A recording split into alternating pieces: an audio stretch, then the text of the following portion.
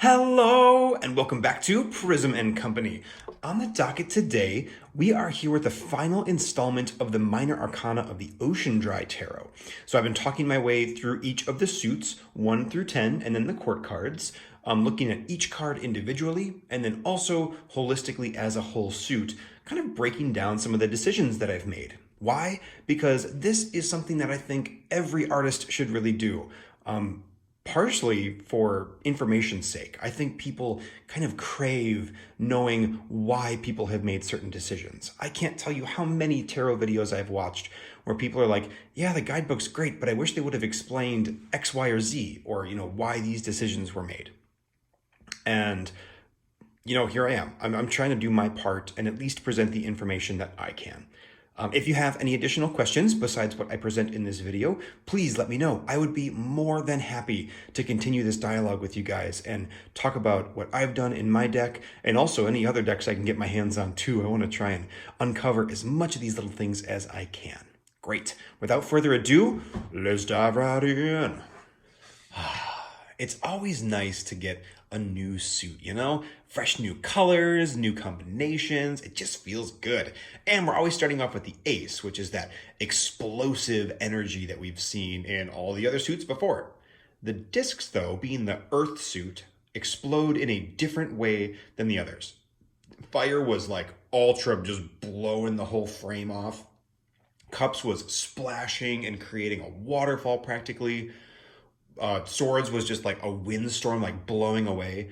But now here in the discs, we have like geometry exploding off. It is tactile form, but not yet formed. Like there's very little substance to these, but it is definitely like trying desperately to make something. It just can't quite get there yet.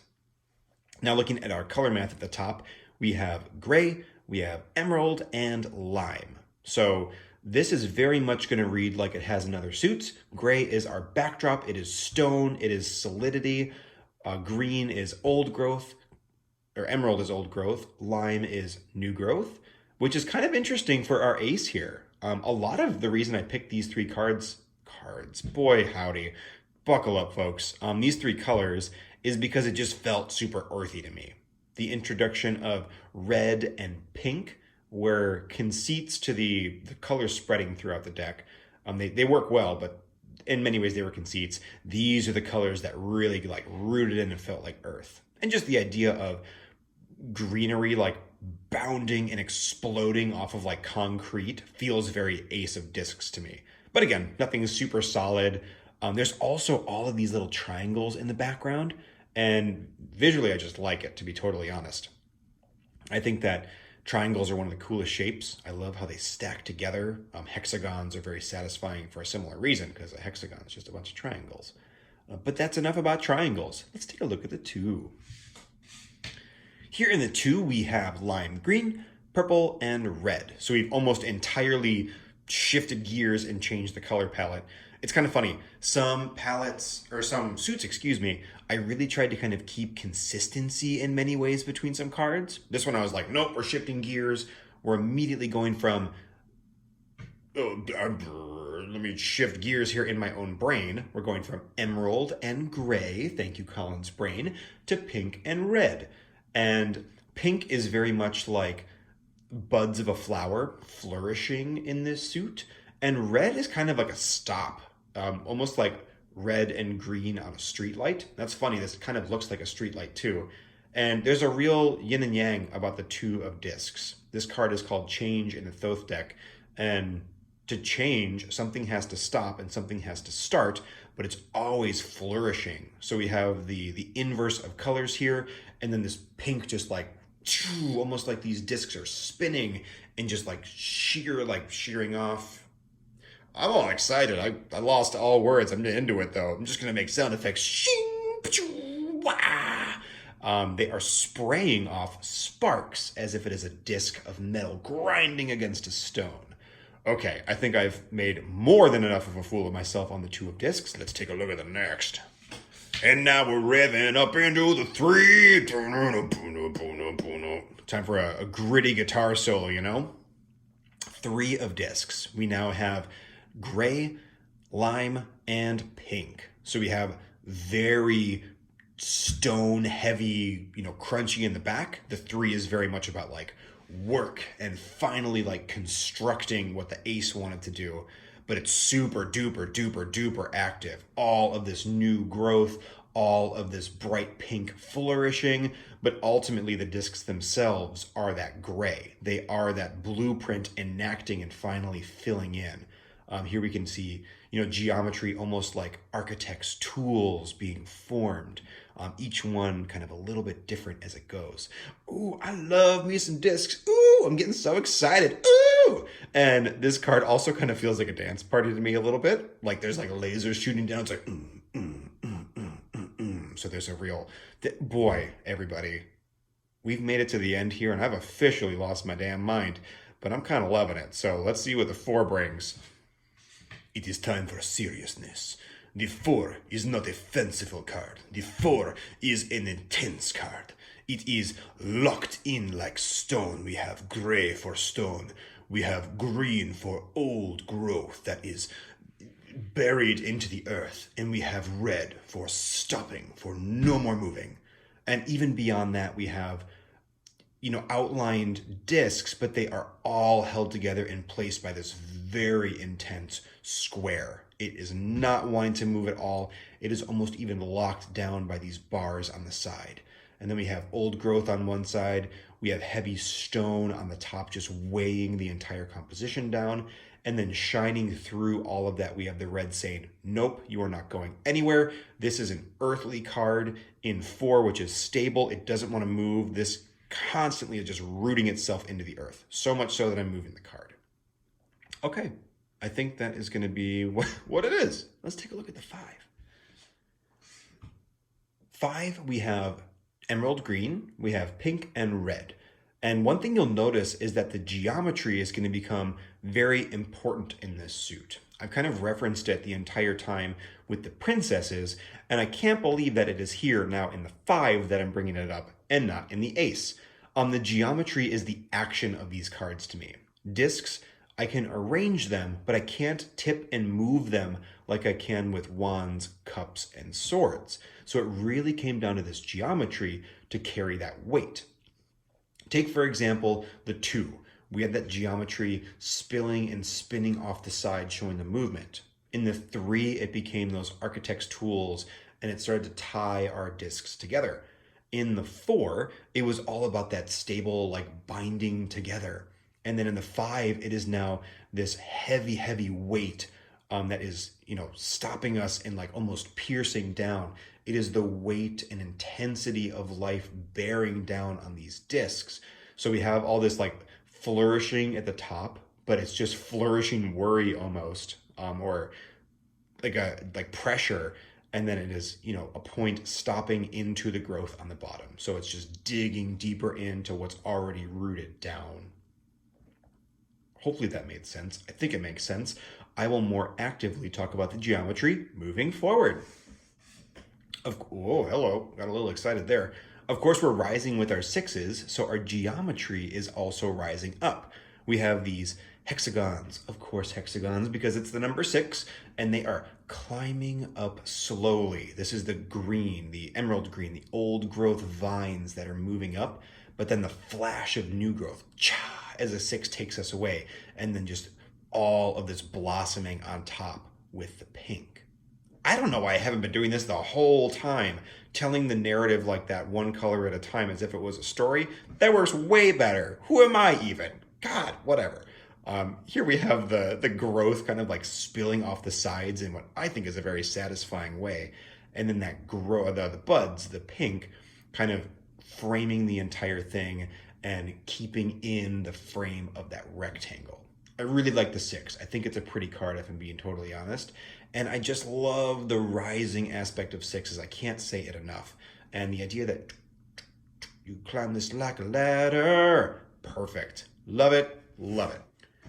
The 7 of coins, discs, pentacles, coins, whatever, is a really interesting card to me. And I had to give one of the cards this color palette of gray, pink, and red, which is pretty heavy. Let's be real, like that's an intense combination. And I thought the 7 fit the best. This card is called Failure in the Thoth deck, which is like okay, Crowley, a little heavy-handed. And it's about like reaping the fruits of your harvest in the Rider-Waite-Smith. So there's a real internal dissonance in my mind for this card. But what I wanted to lean into, the thing that like ties both of those together is time. So I wanted to make this card look really, really old. Our discs are that heavy metal gray or stone gray. It might be difficult to see here, but there's actually little like rivets in them as well. Rivets, rivets. And they're also like aged. It's almost as if they're staining the page, like weather has rusted them and it is now leaking on. And all of it is sitting on this bed of red in the back where it's just stopped. It is unmoving and not going anywhere. And then just little flashes of pink at the bottom, potentially showing some movement, but ultimately dominated by the heaviness and the stopping. And then the geometry as well is just reinforcing that.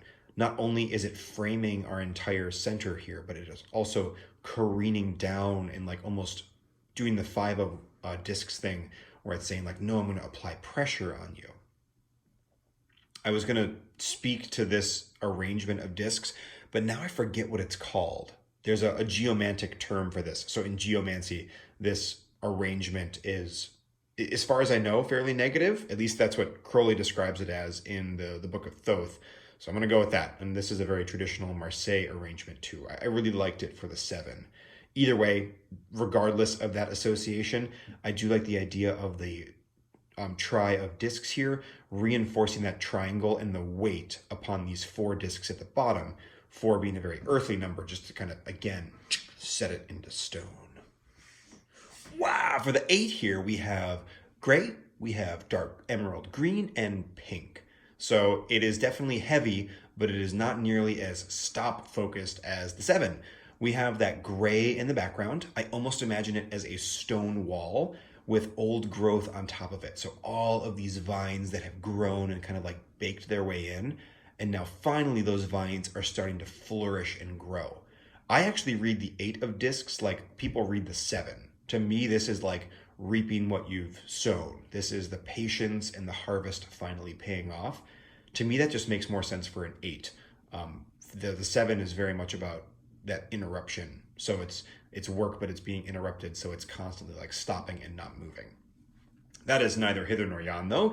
We have for our geometry, the very heavy 5 shape now returning, but it is now meeting an upwards facing triangle. So even though there is heaviness here and weighting, we're finally starting to push the other direction. We're moving the needle. We are gaining some ground. And that is definitely reinforced by all the pink now being at the forefront. It has grown up from the pink that was at the bottom of the 7 before. It was just in a sad pool down there.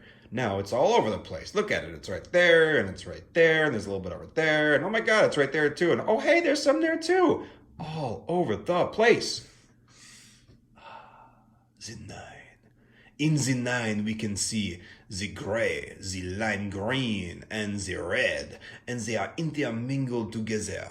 Now, we have the shapes forming in the background, with very similar to the 8, but now they are becoming a little more seen. They are flowing up in these triangles, and there are still some geometry heading down to the bottom, but all of it is in this brilliant green as I crossfade back into my normal voice. So it is definitely like abundant, flourishing growth. And it's still on that bed of stone that we saw before in, say, the 9. This is the 9 in the 8. But this is the point where like we have gained materially and we've stopped. We've stopped in the sense that it is kind of like a circular closed system. This is riches. This is like Scrooge McDucking into a big pile of money. You gotta like invest money and save it in some ways. You also have to spend money to make money, but there is an element of like having in this card. And that to me is the stop that's happening. As opposed to the 10, which we'll see, which is about the share. Even though that has red as well, it's used, for me anyway, in a different way. Let's look at the 10 now, shall we? Yes, nailed that transition. With the 10, we see old growth, new growth, and red to stop things. Now, this is actually hearkening back to our ace, which had emerald green, lime green, and stone gray. To me, that was just the archetypal earth colors. Now we're seeing that return, but there is a stop being imposed. The actual discs themselves are the lime green, because to me, the 10 is taking all of these riches that we gained in the 9 and reinvesting them into something new. The project is starting itself back over. We're going back to the ace. So we are stopping not the money this time. We are stopping what we were doing and we are flourishing it into something else. All of this green is the work that we've done in the whole suit up until this point. And the lime green is that starting over again. It is that idea, that flourishing into the new cycle. And then for our geometry, we have our heavy 5 shape. But this time, instead of just being a weight, it now bends up. And this is actually the only card in the whole deck where something directly touches the color dots at the top besides the star in the major arcana. So the 10 of discs and the star actually do narratively the same thing. The 10 of discs is doing it in the exoteric world, the lower self. The star is doing it in the esoteric world, the higher self. And that is also shown because we have a color reaching up to itself here, where we have white piercing the color in the star, in the, not that suit, in the major arcana. Besides that, we also have our upwards facing triangle symbolizing growth. We have our very stable discs, which are almost like breaking apart and floating up. So there's lots of money being stacked up. This one that should be down here is now floating up and rising, and it's inside of this geometry. And then here we see it almost breaking out of that geometry, like we're building momentum, we're crashing through and just totally revamping and restarting the cycle over again. Great. Now that we've taken a look at all the 1 through 10s, let's take a peek at the quartz, and then we'll do the normal thing with the whole suit all together. Hopefully by this point you can see the inclusion of all these lines on the princesses because of all the geometry in the discs. All of these lines are just referring to the suit of discs because princesses are the earthy part of their respective suit. Now, the princess of discs, being the earthy part of earth, is like the lowest of the low on, say, the tree of life. It is the brink of ourselves transmogrifying and becoming our higher selves or starting a new cycle. It is in many ways the heaviest card in the deck, so it settles on the very, very bottom. It is the briny deep in the ocean, if you will, just so ready to be the highest of the high because, as our esoteric knowledge says, as above, so below. So the very lowest thing, that reflects the very highest thing, and you know it. And then you can see, that little gesture, hopefully, the splitting of our blossoming higher self and our blossoming lower self, and just how those things cycle and move and turn and churn in that beautiful tarot way that I feel like only tarot can really speak to. That's probably not true, but tarot just speaks so elegantly too. Unlike me, who did not speak elegantly to that idea. By the way, I had not superstitions. This is case in point. Now I'm going to think of the word. We're all going to sit here while I think of the word. I had no delusions that I was eloquent about that. Oh God, let's go to the next. Moving on to the Prince of Discs. Here we have the airy part of our suit. And so we can see all of nature being sent to seed. This is spore on the wind, if you will. Everything is smeary and moving. We have that blossoming color in the center here. And I think spores or pollen or seeds is like the perfect analogy here. It's just like throw a fistful of dandelion seeds to the wind and you have yourself the Prince of Discs. And then this is very much the outcome of what happens with the prince. The queen is our watery part of earth. So it is honestly, to me, what a lot of people think the empress is. It's this growth and just like abundant life. And so down here we can see grasses growing in many ways and just all of these beautiful flowers blooming. And it's a very abstract take on that, but that's the intention here. Definitely speaking to growth. Now, I've talked about this elsewhere, but I'll just mention it again. The Empress is very much about space for me, where the Queen of Discs is about the active growth happening within that space. I think those two cards are very much related. Now we have our old growth green in the center here, because even though things are blossoming and flourishing, think of like how old the rainforest is. This thing that is just a womb and a hotbed for life. You know, even though new life is springing forward, it takes time to get there and to develop that ecosystem that will then lead to all of this flourishing. And you think about a queen as well, like a princess is a younger queen. So it is a more mature version of that card. Getting all choked up. The last card of the Minor Arcana, the King of Discs. And of course, the King of Discs has our nice, crunchy, earthy gray to kind of symbolize a stone. It's also a color from the wands because it's the fiery part of the suit. So if you have seen the other color correlation video, you'll probably know that too. But this is very much like earthquakes to me. It is the earth seismically shifting and moving. So we have these like tectonic plates of color almost, and just like ejecting magma from the deep earth coming up. Lots of action and movement, but in a very settled, stiff, heavy way. I think just like the King of Discs would want. Okay, cool. So we've taken a look at the whole suit, kind of piece by piece. Let's take a look at all of them together. Ha-cha! In many ways, I think the suit of discs is the most boring suit, at least visually speaking. It's a lot of discs, it's a lot of geometry and line, and even like repeating theme and shape, just kind of over and over again. But to me, that fits perfectly for what the suit is trying to do. It is representing Earth. And honestly, sometimes Earth is the grind. Every morning the sun rises and sets. Every day we go to work. Every day we do work, capital W work. And that repetition, I think, is important. Now, that being said, I really love each individual composition. I think taken as own pieces, as their own pieces, they're really successful. Especially little moments like the 6 or the details in the 7 or the extra care with the geometry in the 9. There's lots of little pockets that I really, really like. But just at 30,000 feet, it doesn't sing the same way that the cups do. It doesn't vibrate the same way that the wands do. It doesn't cut you the same way that the swords do.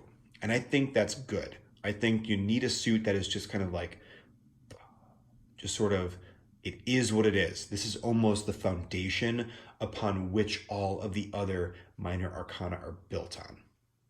And maybe esoterically or something that's not true. I think in many ways the discs is the summation of all the other minor arcana. But visually speaking, or just from like an impact of like what it looks like in a reading, I think you need that breath. You need that pause. Everything can't always be on all the time, or it would just be way too much. As usual, I'm going to leave you guys to take a peek at the whole suit together, and I really, really hope you enjoyed. This was so cool, talking through each and every card, talking about the color math on the top, and the decisions that I made for compositions.